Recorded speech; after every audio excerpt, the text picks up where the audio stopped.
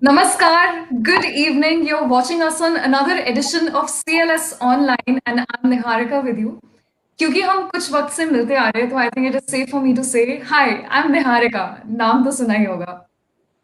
Now, we often wonder the power of literature and how far it can drive us. And as literary enthusiasts, we may often think about the purpose of a book and what meaning can it hold in the larger scheme of things in the larger picture. But if you study the works of an accomplished writer like Mr. R.K. Narayan, you will be able to understand the impact that even a short story or a short paragraph can have on somebody's mind and heart, let alone a full length novel. A full length novel can go even longer and even better. Even after so many years that the writer has passed, his books, his works stay on in the world. Now, all thanks to our guest this evening, I have taken out my copy of Malgudi Days after ages and ages and immersed myself in its joys. And it is my joy and privilege to be in conversation with Professor Rajnish Wattas. Now, before I invite him on the dais, let me just give you a brief bio about him. He's the former principal of the Chandigarh College of Architecture and currently a visitor professor at various institutions. He's an architectural critic and Chandigarh's modern heritage expert who has researched extensively on the city's landscape. And not only that, he has authored a huge compendium of professional writings and published many essays, travelogues, and features in leading journals and newspapers such as the Tribune, the Hindu, Times of India, and many more. And more importantly, he has also been the vice president of the Chandigarh Sahitya Academy some time ago.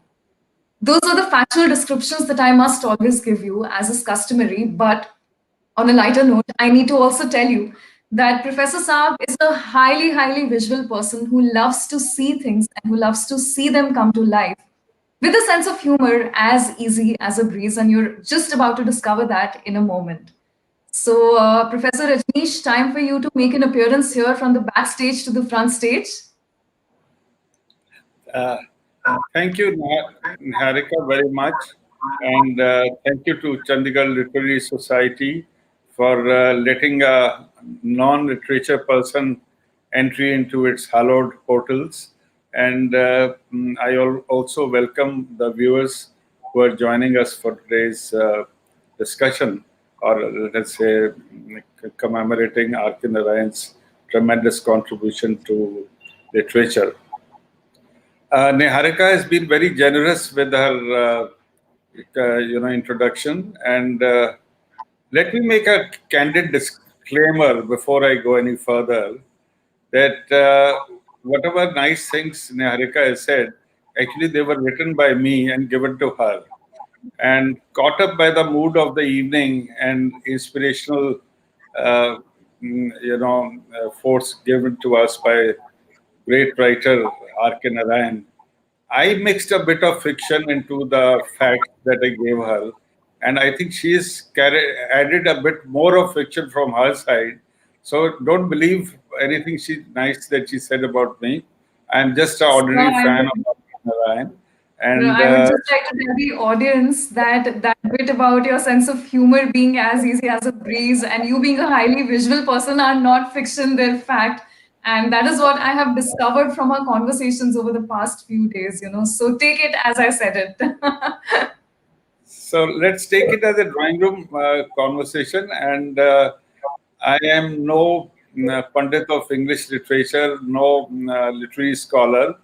It is just that I am a fellow book lover, and I have certainly a long list of unread books also on my shelf, which the present COVID condition is giving me the opportunity to go through. So I'll be speaking, dear friends, more like a ardent admirer of R.K. Narayan and someone who has derived tremendous joy and enrichment in life. And also, it is giving me a more bemused view of life as it goes on. So, I want to share that passion with all of you. And I am also a little concerned that the younger generation, especially, which is caught up so much with the digital media, one, it has very little time to go through books. and book is something probably not exactly the flavor of the season. And even if they're reading books, that includes my children also. They like different genres of book. And R.K. Narayan, since he belongs to my generation or even one before that, uh, I want to sort of try and enthuse readers to go back to this great pioneer of Anglo-English writing and find out for themselves that they would have, added so much joy and so much of happiness and a sense of humor and looking at life with this comic tragedies through the writings of this man. So that's a very comforting thought, and more so during the COVID era when we are bound by the geography of our house and our neighborhood and the old good old days of roaming around all over the world or all over the country or wherever. So we are more home birds, and the shelf on my bedside where I keep my favorite books and the ones who which deserve rereading also. R.K. Narayan, Ruskin Bond, and a couple of others, P.G. Woodhouse, they always lift your spirits when the doctors on the TV, the experts have told you that COVID can do this, COVID can do that. Especially they keep scaring the older generation like me. If you step out of the house, you are in God's waiting room. So I switch off all that and I enjoy going through, rereading some of the books of grandmasters like R.K. Narayan. I think we have limited time, so I like to first of all the conversation will have two parts. First of all, I am going to run through some slides. As an architect, I am more of a comfortable with the visual language than the language of text and words. So I'll be running through some slides and keep talking also. And then Niharika, be stern headmasters or headmistress with me. Wrap me on the knuckles if I'm going to spill over more than 15 or 20 minutes. And then we will come back to our, tatata and conversation at large with the audience. And of course, Niharika can pose me any questions. And I will have no pretense in saying that I don't know, because I have not acclaimed put any claims on being a literary don. So, can we please have the first slide? So I Anshum. exit. No, actually, I'm on the side, but we can see the slides full screen now. So, like I said, Professor Saab is highly visual, and here we have the aid of visuals because it's imperative for our audience to understand the intricacies of Arkanarayan's literature. Uh, you see, one of the major motivations for me to go visual with the slides was that actually his brother R.K. Lakshman, who was a regular cartoonist for Times of India, and in my days we couldn't open a copy of Times of India with this marvelous either pocket cartoon or political caricature on the front pages. And he's one of the two brothers are extraordinarily great and extraordinarily talented, and they also had a great bond of affection because some of my old journalist friends tell me that when he would be visiting him, the two brothers would keep having coffee and laughing in the Times of India building. And more about that, I have also had some personal contact with both of them.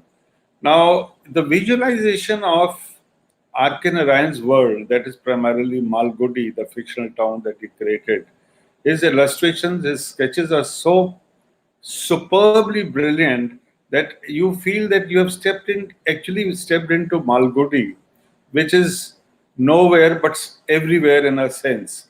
It's a literary construct by R.K. Narayan, and the whole thing revolves all these plot, structure, characters.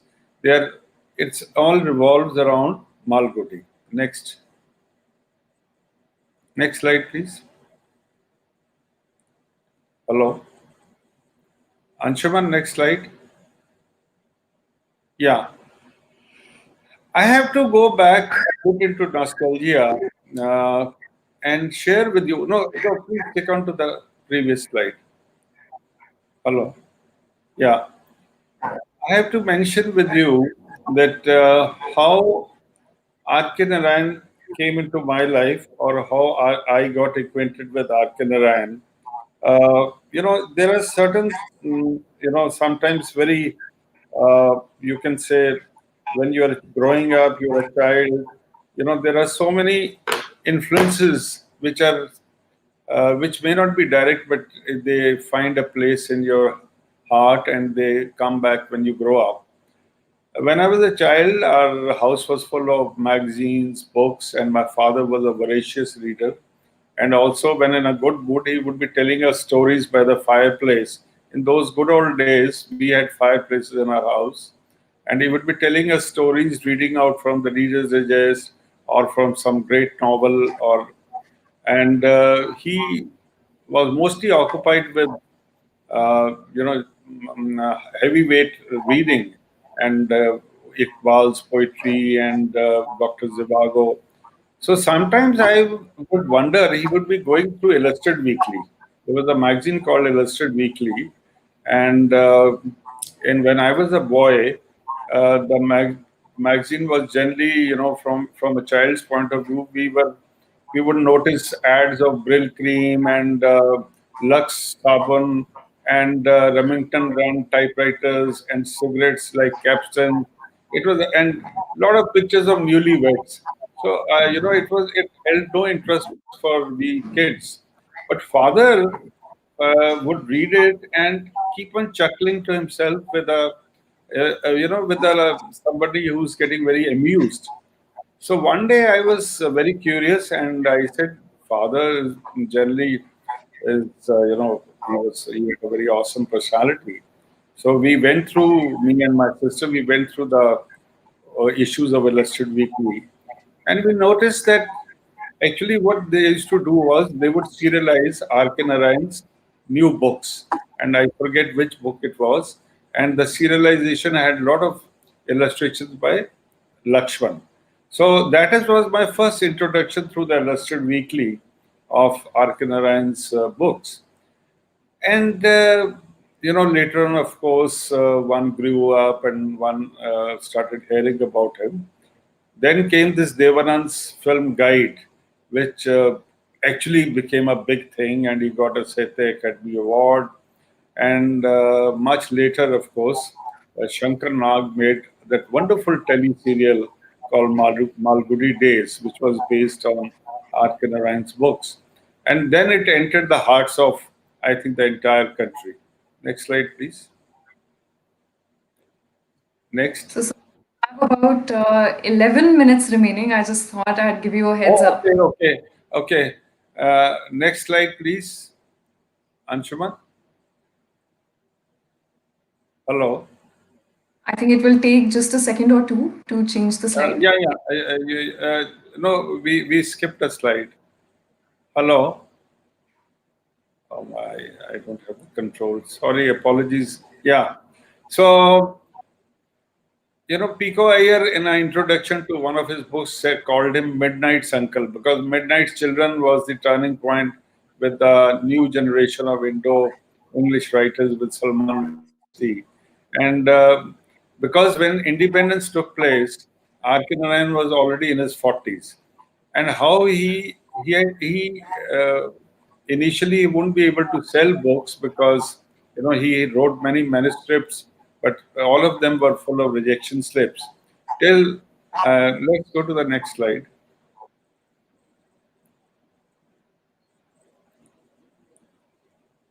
He eventually sort of wrote 15 novels and 200 essays, short stories, and before he turned the corner in literary publishing, we have to go back to his influences as a child. I told you that he came into my life as a child. So his own growing up, I think the children who grow up with storytelling and there is a certain thing about it. We all that seed of you know I think the seed of creativity to write or tell stories when you grow up is ingrained. You see, his father was getting transferred as a headmaster all over the Karnataka state. So he was told to stay with his grandmother in Chennai, and the grandmother would tell him every night stories from the epics, from the other gods and goddesses, and whatever grandmothers knew that time. And in the house there was a peacock, there was a monkey, it was a Chennai house. So it was, and he used to talk to them, and then they used to think that they're talking back to him. So he had a very carefree childhood. Next slide. Now, the irony of it is that children who are dreamers and gatherers or up in the clouds, they don't do academically very well. In fact, his father was a headmaster and a teacher of English. And the irony is that Arkin Narayan, who spent more of his time, musing, crowd gathering, would hardly have any heart in the studies, the formal studies. And he failed not only in the English subject in the 10th class, much to the embarrassment of the headmaster, but he also failed to the test to enter the university. So he was an academically a huge, embarrassment to his headmaster father and to the family. But no one, I mean, in those days, parents were not helicopter parents hovering on the head of the children. You have to become an engineer, you're a doctor. It was okay. It was joint families, and one carried on. Eventually, he became a member of the Rajya Sabha and won many awards. And the only time he ever spoke in the Rajya Sabha was to speak up that the burden of the school bag was very heavy for the child, and it was actually the school children needed to be saved from that burden. That was the only one and only speech he ever made. Next, please. Next slide. And he then one day, he tried a few jobs, including teaching, but nothing was going anywhere. But he declared in 1930 that on the Vijay Lakshmi, which is the Vijay Dashmi, that is the Dussehra day, he said that I am going to be a full-time writer. Look at the audacity and the self-confidence. And he writes in his own short memoirs that it was Monday morning. He visualized a small railway station. Suddenly, the name Malgudi came into his imagination. And next, I'll tell you how Malgudi, how he changed the name Malgudi. Next slide, please. You see, Malgudi, there's no railway, there's actually no station, but he visualized a small wayside railway station and a town, a fictional town, and he created all his stories around that. But his first foray into writing a novel was, which later on got published as Swami and Friends. It was he got rejection slips from all the publishers. Finally, he had sent it to England in those days. He wrote to his friend Kittu somebody who was in the Oxford, to put a weight on the manuscript and throw it in the Thames. He was so frustrated. But his friend, it is our destiny. Graham Greene was in Oxford as a visiting fellow. So his friend Kittu, requested Graham Greene to go through the manuscript. And one fine day, Graham Greene, who was an established writer, he started reading it, and he found it to be so riveting that he recommended it to publishers in London, and it was published. Next.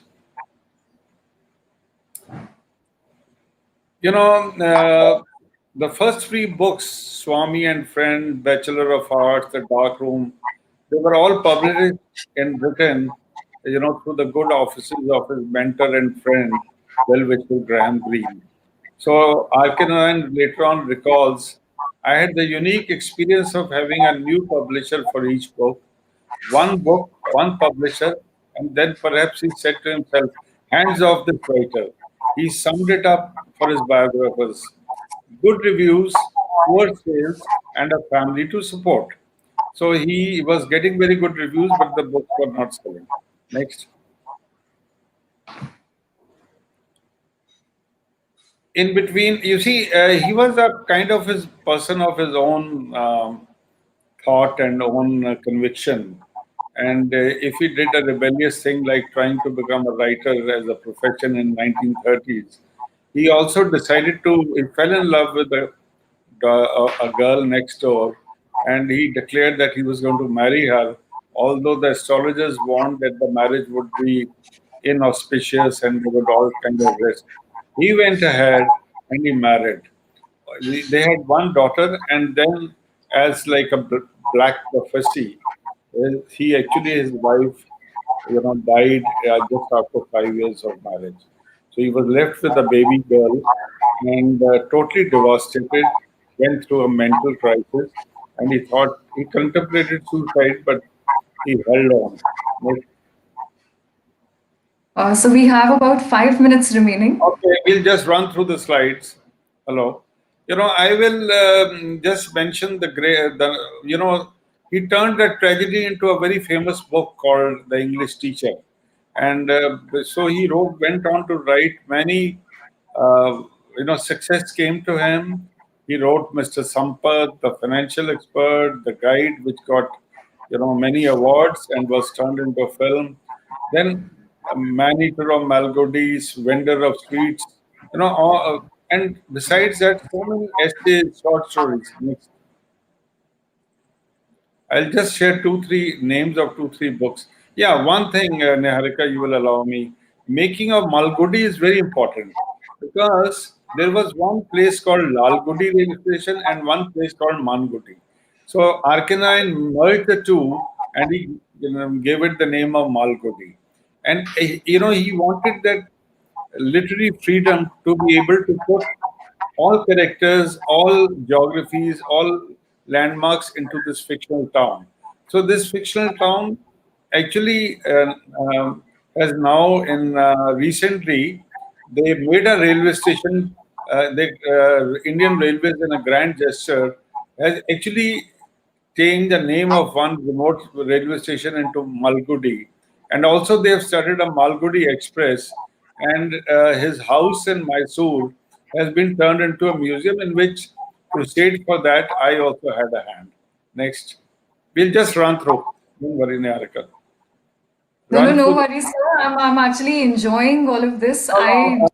You see, I will only mention some of my, out of the 15 novels and so many essays, which are all there on my bookshelves.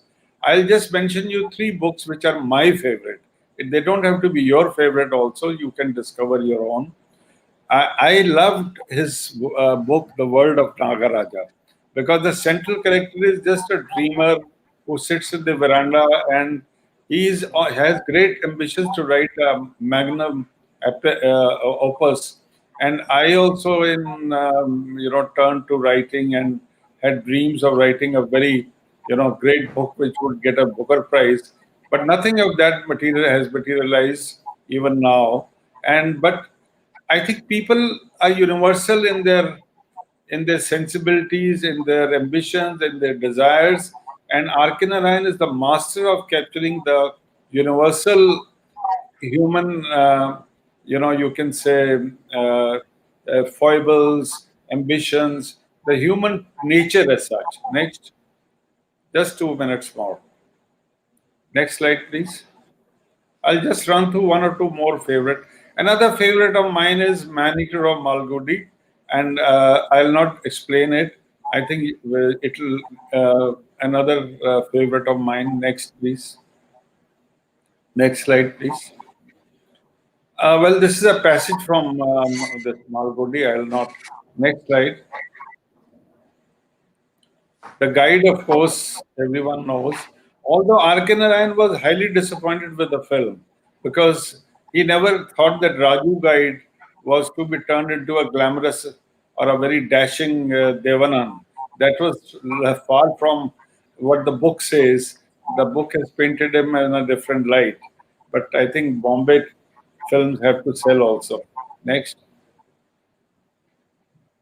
Just last two, three slides we'll run through. absolutely, sir. I'll not go into this style and voice because you have to read. But one line I'll read. Pico Iyer has written about him. His His characters are small men, small schemes, big talk, limited means. So it is the delightful rogue, or the even the villains are very endearing, and they just grow on you. Next. There have been comparisons that who's, PG Woodhouse, another favorite of so many of us. Now, the only essential difference between Arkin and Ryan, Woodhouse creates great metaphors and descriptions of his aunts and Jeeves, and he's the master of the farcical. He creates a world which is very exaggerated.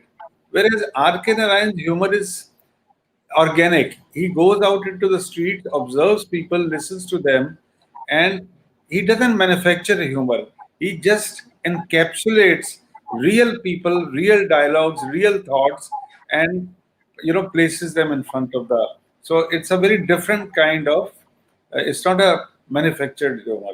Next, next slide.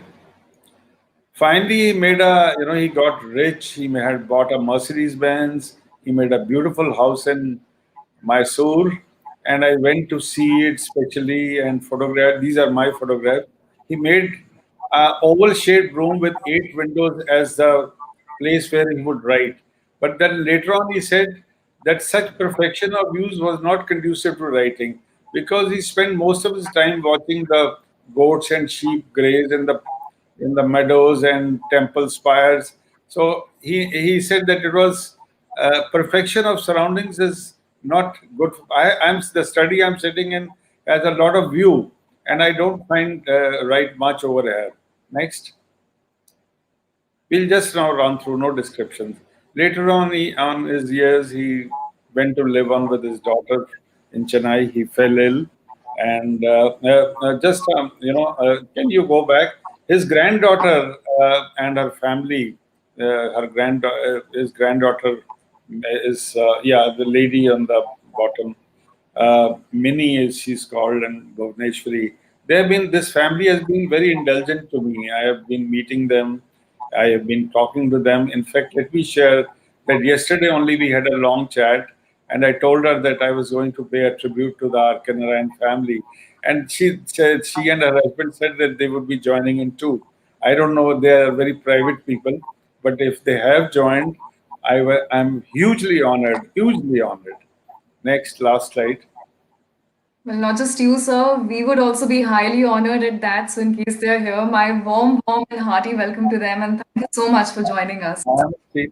And then when he died in 2001, there were international tributes from Jhumpa Lahiri to Naipaul to John Updike. I mean, the whole world. And wherever I've gone in the world, major cities, I go to the bookshops and I always find Arkanaran very much there. Last slide. Next. Well, that's what Graham Greene had written about him. I won't read it out. So the slideshow is over. We can go back to the conversation. Thank you, Anshuman, for putting up the slides. So Anshuman is our one-man army, always supporting us from the back end, and he's always ready to take on our requests and assist us with that. Thank you so much, Anshuman, for that slideshow and for running it so beautifully. And now, sir, I am in a way glad that time was less. Just a minute. No worries. Yeah, sorry. Yeah. I was saying that in a way, I am glad that time on the slideshow was less, because now I can take up a lot of audience questions and now I can bring out a lot of things that were on the slideshow, but we couldn't run through them in description. So the first up is there has been quite a great discussion in the comment section going on about the film Guide. So, for example, one of our viewers, Mr. Rajveer Deswal, he says that RK wasn't happy with the way Guide movie was made and ended. Could you elaborate on the original content and the celluloid presentation by Dev Anand? And Rajbirji, that was also going to be one of my questions. It was on my mind as well. So thank you for asking that and putting that in the comment section. Over to you, sir. I saw the film, of course, like everybody else, and read the book. Uh, You see, in the book, of course, the Raju guide is not so glamorous and dashing as it is. And also, it's not such a black and white situation. The way it has been made, they have to glamorize. Actually, Raju is in the book shown to be quite a roguish kind of fellow. He's almost like a con man, and the way he has been shown in the movie, in which he looks like as if he's lending a shoulder to a damsel in distress, and but in the book he's a bit of a comic and a con man, which are very usual in Arkin books. That the villains are endearing, lovable, but I mean, they're not sort of gross. And this man eventually gets caught in his own web of lies because in the village where he runs away after that swindling, accusation on him, and the police are looking after him, he's forced into a situation of sainthood. So sometimes fate can catch up with you, and he is mistaken as a saint who will, not eat till it rains. And so films have to be dramatized, and I would leave it at that. Well, I also think the time that Guide was released was also a time when Bollywood was in the era of releasing a lot of formula films. You know, there had to be a certain beginning, a middle, and end. I think probably you can also attribute it to the times. Yeah, but see, Bollywood films are basically entertainers, and the ending was very dramatic, and so Arkin and was not trying to comment on the human condition or big issues. He was not writing War and Peace of Tolstoy. He was basically a man who was, just recording the goings on of real human beings, real thoughts, real, dialogues, and he plucked all that from the street and presented them in a very unpretentious language. And that his simplicity, his art was artlessness. You never felt that he was, writing in a sort of grandiose way. He was just talking to you like an uncle or you know, and so that is the beauty of his writings. Yeah. So before I go on to my next question, I would just like to acknowledge that K. Srinivasa Murthy ji has commented, "We are watching, sir," and we are Yes, privileged yes. to. He's the husband. He's a wonderful. Met him. Miniji, as we call her, Bhuvaneshwari. That is the granddaughter of Arkanarant. They both are probably watching, and so we are very welcome and deeply honored, Mr. Srinivas. And a warm welcome from Chandigarh Literary Society as well. And on that note, let me go on to the next question that I have in mind for you. So, while we were talking about literary styles, and you brought in how he had a natural element, organic humor, which would just flow, I would just like to take a minute and read something from my copy of Mulberry Days. In fact, two lines from two different stories, which I just remember. So, this one is called Trail of the Green Blazer. The green blazer stood out prominently under the bright sun and blue sky. In all that jostling crowd, one could not help noticing it.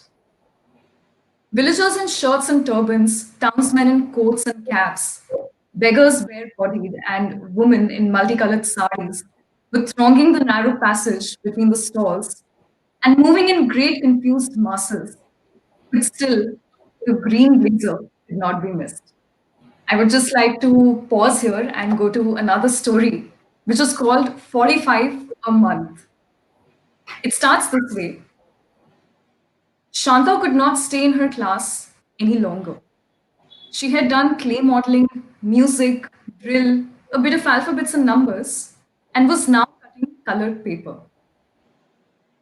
She would have to cut it till the bell rang and the teacher said, "Now you may all go home," or "Put away the scissors and take up your alphabets." Shanta was impatient to know the time. The reason I read that is because what strikes me about his writing every time is that he paints the character as if we know them right from the start. He doesn't have to introduce Shanta to us, or he doesn't have to introduce the green blazer to us. He starts away straight as the green blazer or Shanta. It's as if we've known them forever. I think that's one striking quality of his work. What would you say to that, Professor Wattas? Niharika, you're very right because Jhumpa Lahiri, who got so many awards for, in fact, her first famous short story was Interpreter of Melodies, and many other great writers have also said that R.K. Narayan, he had the mastery of compressing. You see, in a short story, you have limited words, and he has been compared to Chekhov or Henry because a short story doesn't have the space and length of a novel. So you have to get maximum, extract maximum out of one sentence or each sentence. So you see, his mastery over the short story is that the language is very, it doesn't have, you don't need a dictionary for it. It's a very language which even a child can read, and mind you, in 1930s, it was the trio of R.K. Narayan, Raja Rao and Mulk Rajanan, who are who laid the foundation of Indian writing in English. The, you see, it became so easy for others later on. They were the ones, and R.K. Narayan uh, actually brought the South Indian flavors, South Indian aromas, even to his own countrymen as a northerner. You when you read his book or his the boy and the Malgudi is almost a great scholar, some Dr. Fennell of America. He has even made a map of geography of Malgudi. There is the Boneless, the cafeteria. There is the Frederick Lawless, statue, and there is the this other Saryu River. There is a map actually in one of his books, and so you see, he made the whole thing so real. And the South Indian cadences, the South Indian way of life, is he encapsulates that also for his fellow Indians because we in the North have a different kind of way of speaking, and his language is very compact, very, very compact. So you're absolutely right. And his short stories are full of the villains. There is one that about his book. This sorry, a short story, An Astrologer's Day. So you find that uh, he is. I can't go into the details, but in the end, there is always a big sort of denouement, or either there is a redemption or there is a comic twist to the fate. So he would write like a river flowing in steady stream, and then suddenly in the end there is a turn, and that's a mastery of. And one more thing, if you permit me to add, Of course. this sense that Malgudi is nowhere but everywhere is actually correct. Because I once wrote I started writing middles for the newspapers, very much influenced by R.K. Narayan's Slices of Everyday Life. And I wrote a middle called Malgudi in Chandigarh. And Chandigarh is a very well planned city and all. But if you really look at it, the groundnut seller, the payment hawker, the sabzi wala who comes every day. You could start conversing with them. We used to have a cobbler in the corner, who almost became a member of the family. The children would, so the characters. India is a world full of teeming with, people and colorful characters. You go to a western city, some cold Swiss town, there's hardly anyone with whom you can have a chat. And that's a marvelous thing that although if you start talking to people, there is a Malgudi everywhere. I found one in Manhattan also. But it's not as easily available as it is in Chandigarh. So that's a very great thing about him. Now that you mentioned, sir, that Malgudi is nowhere but everywhere, I remembered a small anecdote from my childhood days, which is my friend was an ardent fan of Malgudi days, and she used to keep reading it. I used to always find this book in her hands. So one day I asked her, "Where is Malgudi?" Because I used to think it's a real place in our country, and to which she replied that, it's not a real place, it's a fictional town, and you must read it. And that was my first tryst with Malgudi's Days. It's one of my favorite parts, it's one of my favorite books. And it's so rightly said that Malgudi is nowhere, but it's everywhere. Talking a You little see, more about yeah, please go on. Yeah, and I, Niharika, I please was go just on. going to I was just going to ask you another question on literary styles. There is also a lot of biographical elements in his writing. For example, if you consider the English teacher, so the protagonist's wife also suffered from typhoid, and something similar happened in his real life as well. But he weaves the story so beautifully, that you feel it's biographical, yet it's not.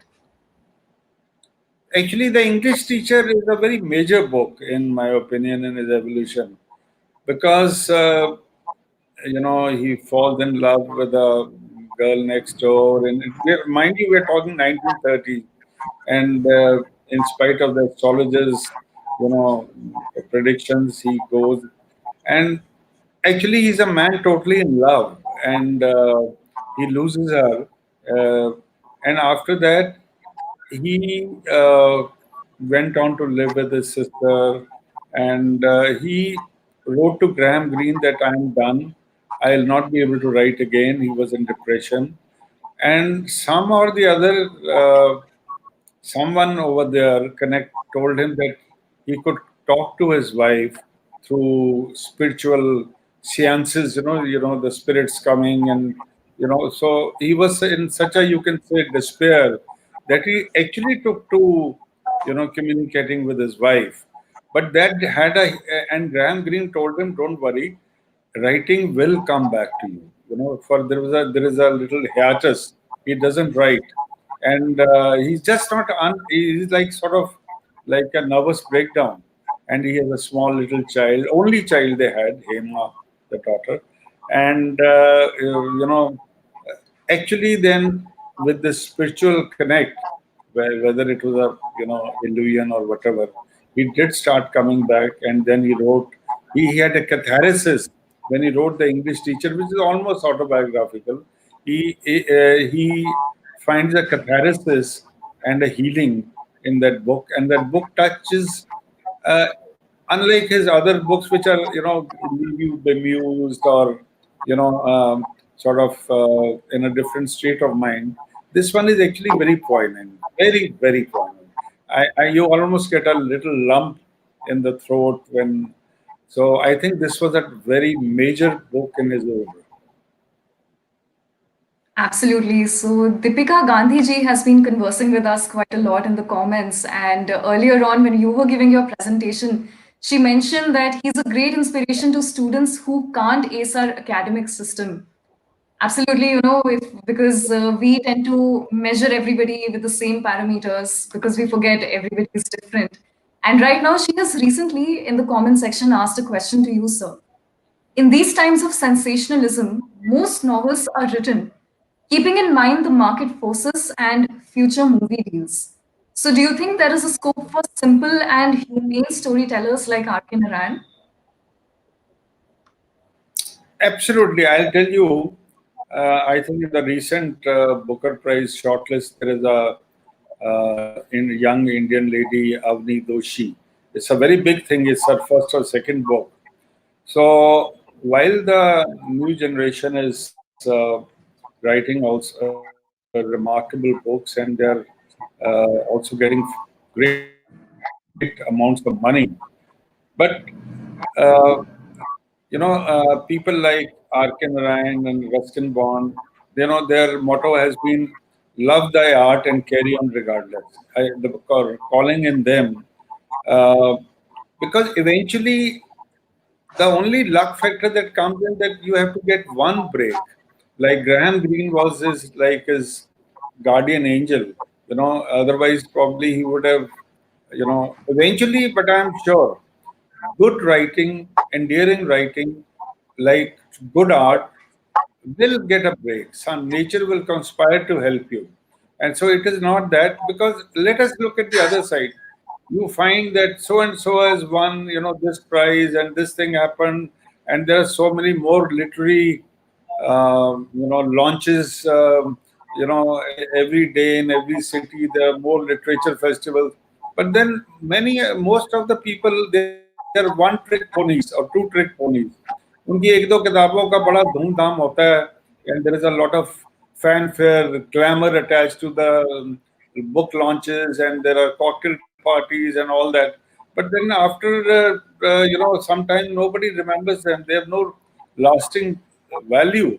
And why are the classics classics? Because they strike a chord in the heart, or in the, you know the genre of reading is a very private player, and it is not only about making a big, splash and a big impact. It's not like a digital medium. It is not pyrotechnics, fireworks all the time. So it is something which is a very private player, and each one of us, when he's reading a book, is constructing his own world.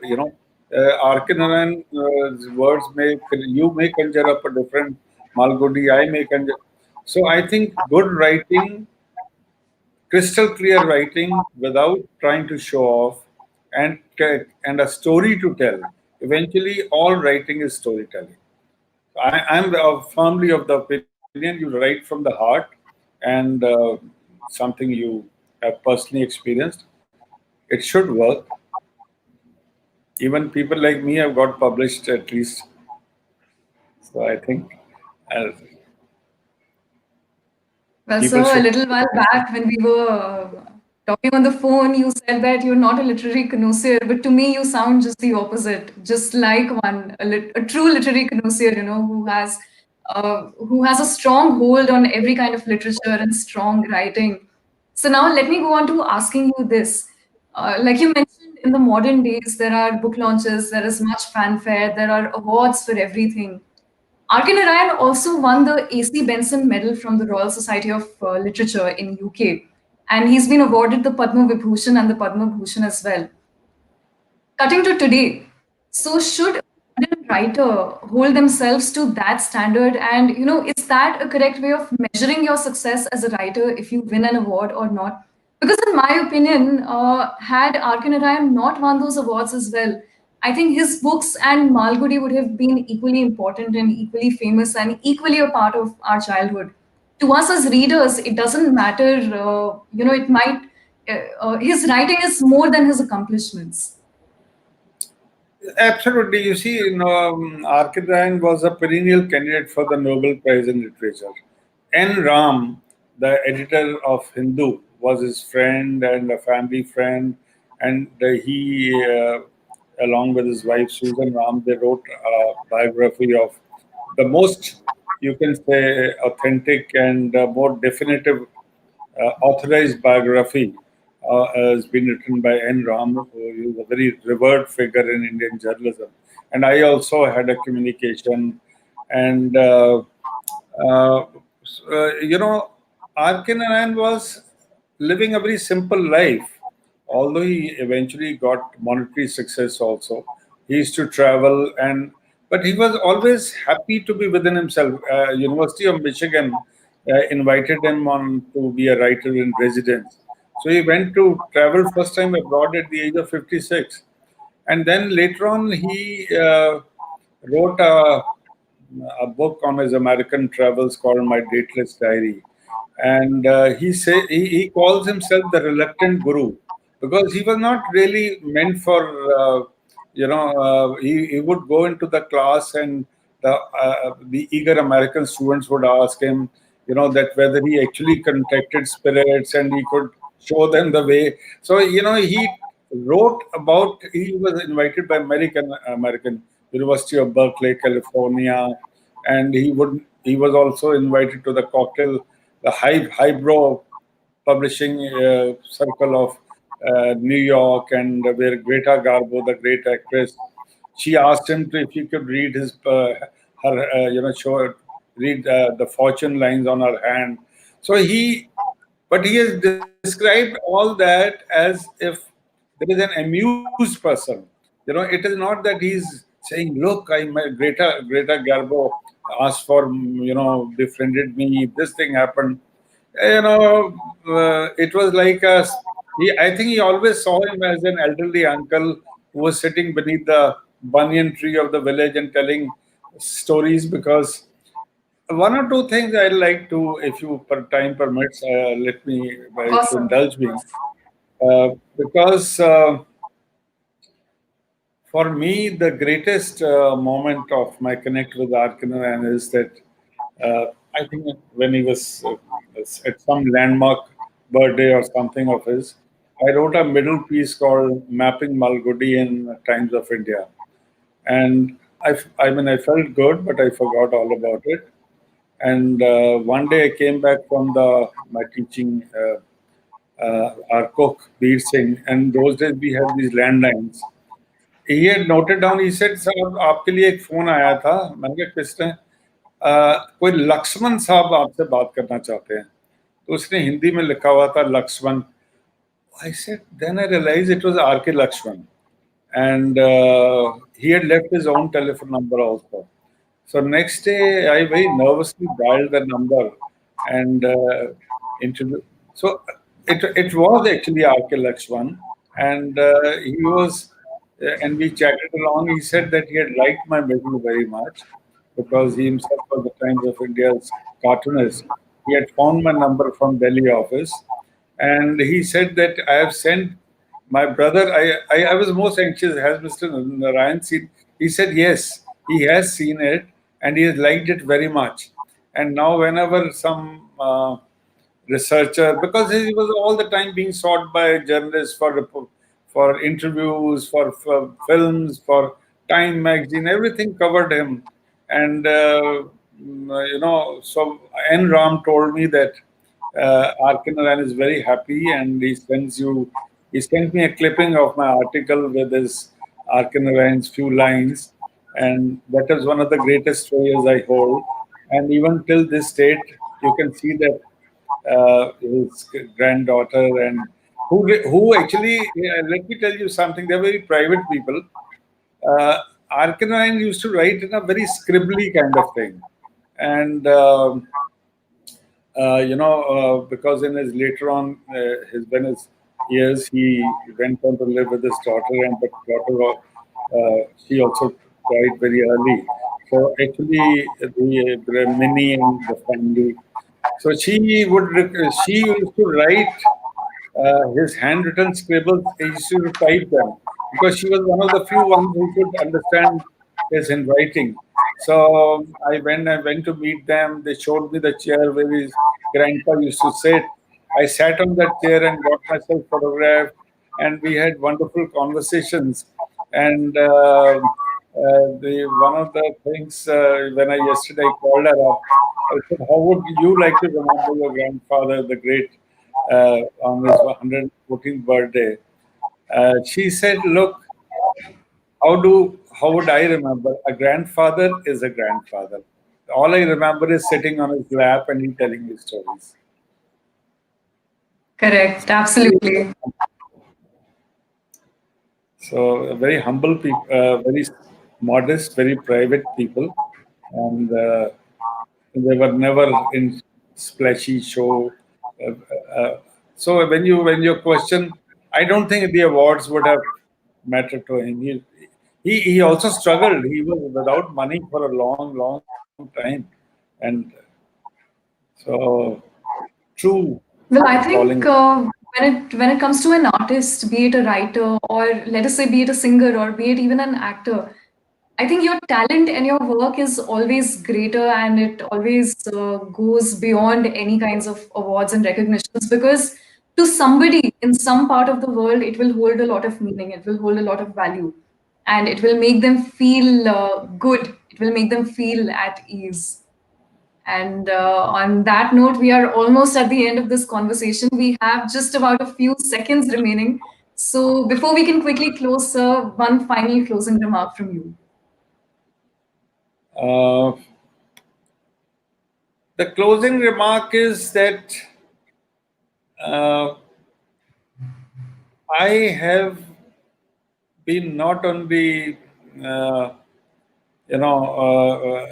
a reader enjoyed and enriched by Akino's writing, but also I think when I look back, it also influenced me much more deeply, and it helped me, uh, find a certain kind of approach to life. And that approach to life is that I think subconsciously I have been more comfortable with situation in life because things, human nature, human life, human aspirations, human dreams, if you don't take yourself very seriously and don't take the day-to-day interactions, which are sometimes very jarring, some people are very touchy. If you start looking at them with a little bemused step back and take an arc and Ryan view of life, I think I personally have found that as a great tool to remain more relaxed, to remain more at ease. And even in the most annoying circumstances, if you start observing people's behavior patterns and that their small schemes, small men, big talk, I think that is great. It has helped me deal with life and with this pandemic when we are all holed up. There are many amusing sides to this also. If you start looking at it, we are becoming far more friendlier with the birds that come to the garden. A gray hornbill comes, I make talk to it, a magpie comes. So, I talk to the sabzi wala, the vendors. They are my major social life. Phal wala, they're the kind of sales pitch they make. You start listening to the voices in your street, voices in your neighborhood, and the great human family all around us. It is not mired in who's big, who's successful, who's rich. It is the essential humanity to which he made us. At least he taught me to connect more with it, and I'm very, very indebted for that. Great, sir. So we are ending on a very rich, very positive note, and I think his literature is so enriching. One must go back to it always, and that is what we were on today. Professor Wattas and I were on a mission to help you rediscover the literature of Arkin Iran and go back to reading it because it is so simple, it is so beautiful in the way it is. And on that note, ladies and gentlemen, thank you so much for joining us this evening on CLS Online on this special edition, this special episode on the 114th birth anniversary of the legendary writer Akin Narayan. This is me, Niharika, signing off for the evening. I hope you have a wonderful weekend. And I hope you go back to going to reading some of his stories again. We'll take your leave. Thank you so much, Professor Wattas, and to our audience here for their questions. And do follow us on our Facebook page, CLS Chandigarh, and on our Instagram pages as well. CLS Chandigarh is the name, is the handle. And also, our annual literature festival, Literati, will be coming up soon. This time in a digital avatar. So stay tuned for more updates. See you and good evening. Thank you very much.